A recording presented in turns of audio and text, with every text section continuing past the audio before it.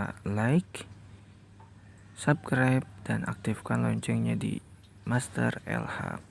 Assalamualaikum anak-anak, senang sekali bisa berjumpa lagi pada pelajaran IPS kelas 6.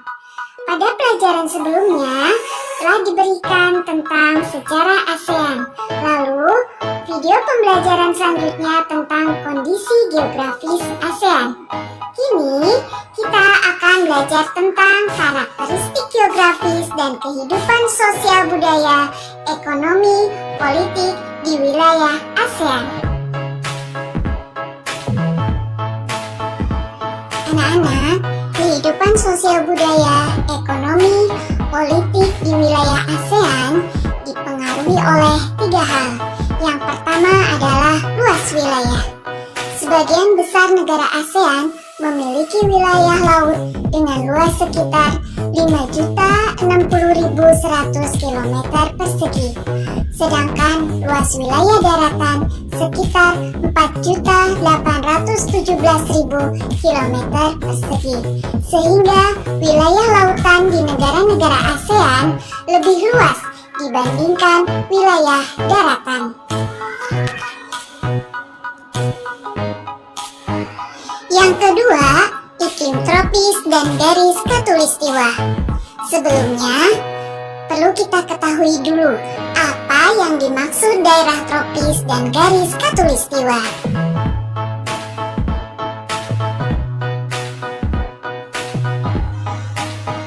Daerah tropis adalah daerah sekitar garis khatulistiwa yang beriklim panas dan hanya memiliki 2 musim, yaitu musim kemarau dan musim hujan. Sedangkan garis khatulistiwa atau ekuator adalah garis yang membagi belahan bumi utara dan belahan bumi selatan. Nah, mayoritas negara-negara di ASEAN memiliki iklim tropis karena dilewati oleh garis khatulistiwa. Sekarang kita akan melihat apa dampak positif iklim tropis, yaitu antara lain iklim tropis memiliki 2 musim saja, sehingga tidak terlalu sulit menanam tanaman. Curah hujan cukup tinggi, sehingga pertanian berjalan lancar dan sumber daya alam melimpah serta beraneka ragam. Ketiga, letak geografis, astronomis, dan geologis. Kita ambil contoh salah satu negara di ASEAN, yaitu negara Indonesia, dikaitkan dengan letak geografis, astronomis, dan geologis. Kita lihat luas Indonesia, daratan 1.922.570 km persegi, sedangkan lautan 3.257.483 km persegi. Maka Indonesia kaya akan perikanan, terumbu karang, dan minyak bumi. Dilihat dari letak geografis, terletak di antara 2 benua, yaitu benua Asia dan benua Australia. Dan Indonesia diapit oleh 2 samudra, Samudra Hindia dan Samudra Pasifik. Hal ini menyebabkan adanya percampuran budaya dan perekonomian masyarakat. Begitu pula dalam bidang politik. Indonesia dan negara-negara ASEAN lainnya menciptakan stabilitas ekonomi ASEAN. Astronomis, Indonesia terletak antara 6 derajat lintang utara sampai 11 derajat lintang selatan dan 95 derajat bujur timur sampai 141 derajat bujur timur. Nah, yang 6 derajat lintang utara sampai 11 derajat lintang selatan ini menyebabkan iklim tropis. Sedangkan 95 derajat bujur timur sampai 141 derajat bujur timur menyebabkan perbedaan waktu.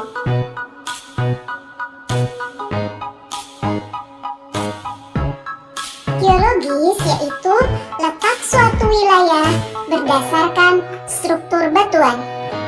adanya dua jalur pegunungan yaitu Sirkum Mediterania dan Sirkum Pasifik menyebabkan Indonesia mempunyai banyak gunung berapi yang kaya akan mineral. Lalu, adanya tiga lempeng yang bergerak, lempeng Eurasia, lempeng Pasifik, dan lempeng Indo-Australia menyebabkan Indonesia menjadi rawan gempa dan bisa menimbulkan pegunungan, sehingga sumber daya mineral semakin banyak.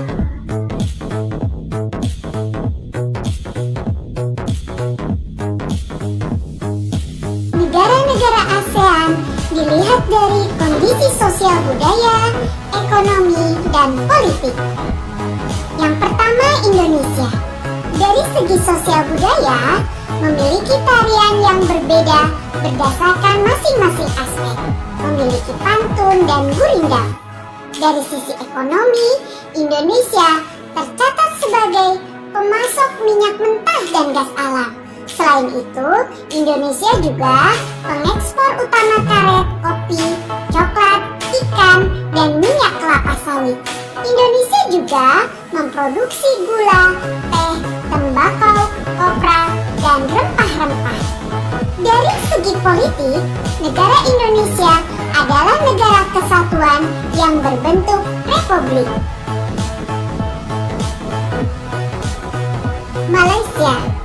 Dari sosial budaya, memiliki tarian ulet mayang dan tarian zapin. Dari sisi ekonomi, perekonomian Malaysia berubah sejak dekade 1970-an berkat ekspor bahan mentah. Sumber daya alam yang jadi andalan Malaysia yakni karet dan timah. Selain itu, Malaysia juga penghasil minyak kelapa sawit, minyak bumi, dan gas alam. Kayu-kayu yang diperdagangkan di dunia juga banyak berasal dari Malaysia. Dari sisi politik, sistem pemerintahan yang dianut oleh Malaysia adalah sistem parlementer. Singapura. Dari sosial budaya, kebudayaan Singapura kental dengan aspek Tionghoa, Britania, dan Melayu. Dari ekonomi, Singapura sama sekali tidak ada sumber daya alam, tetapi Singapura lebih mengandalkan impor sumber daya alam untuk perindustriannya. Dari politik, sistem republik parlementer. Thailand.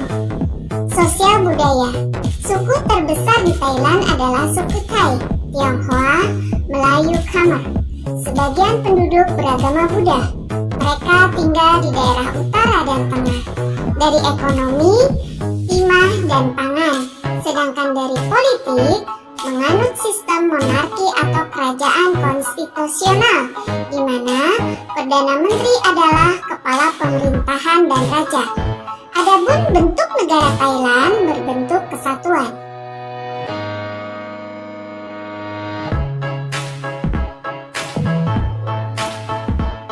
Filipina. Dari sosial budaya, Pinikling, tarian bambu tradisional khas Filipina, Bahay Kubo, merupakan rumah tradisional Filipina. Adapun dari ekonomi, memiliki tembaga, nikel, emas, timber, seng, dan kobalt. Dari sisi politik, Filipina merupakan negara kepulauan yang sistem pemerintahannya berbentuk republik. Bentuk negara kesatuan dan sistem pemerintahannya presidensial. Brunei Darussalam. Sosial budayanya didominasi oleh suku bangsa Melayu. Sisanya suku bangsa Cina, Kadayan, Kadazan, dan Dayak. Dari sisi ekonomi, Brunei Darussalam kaya akan minyak bumi dan gas alam. Sedangkan dari sisi politik menganut sistem monarki atau kerajaan absolut dengan sultan yang menjabat sebagai kepala negara dan kepala pemerintahan. Myanmar. Dari sosial budaya menganut kepercayaan Chinese yang banyak mengandung hal mistik.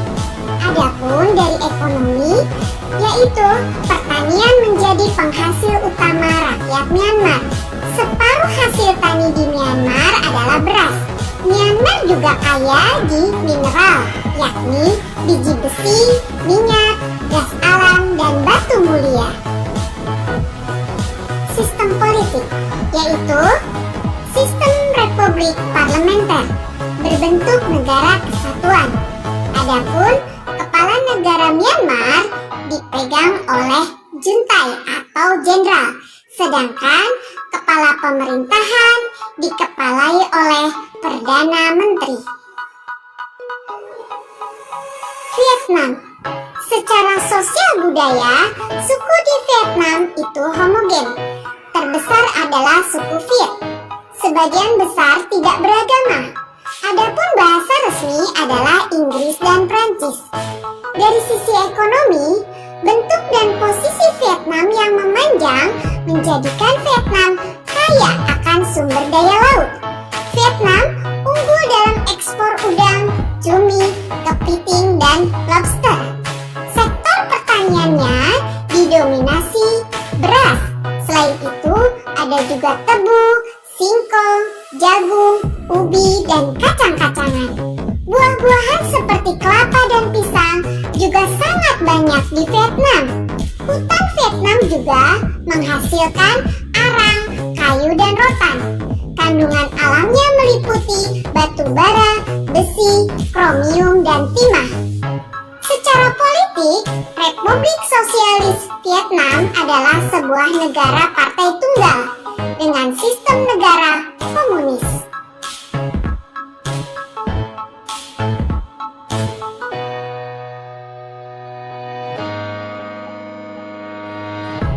Laos. Bahasa Lao dengan agama Buddha. Adapun perekonomian Laos bergantung pada pertanian. Produksi utamanya adalah beras. Selain itu, Laos juga menghasilkan ubi, tebu, jagung, tembakau, kopi, dan buah-buahan.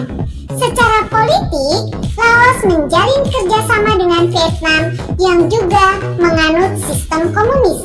Kepala negara adalah seorang presiden. Kamboja. Budaya di Kamboja sangat dipengaruhi oleh agama Buddha Theravada, di antaranya dengan dibangunnya Angkor Wat. Atraksi budaya yang lain adalah Festival Bon On Tet atau Festival Balap Perahu Nasional yang diadakan setiap bulan November.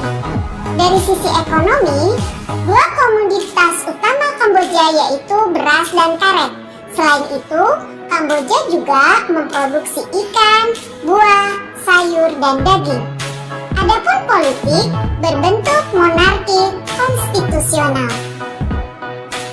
Terima kasih anak-anak sudah menyimak tentang karakteristik geografis dan kehidupan sosial budaya, ekonomi, politik di wilayah ASEAN. Sampai jumpa di video pembelajaran berikutnya. Assalamualaikum warahmatullahi wabarakatuh.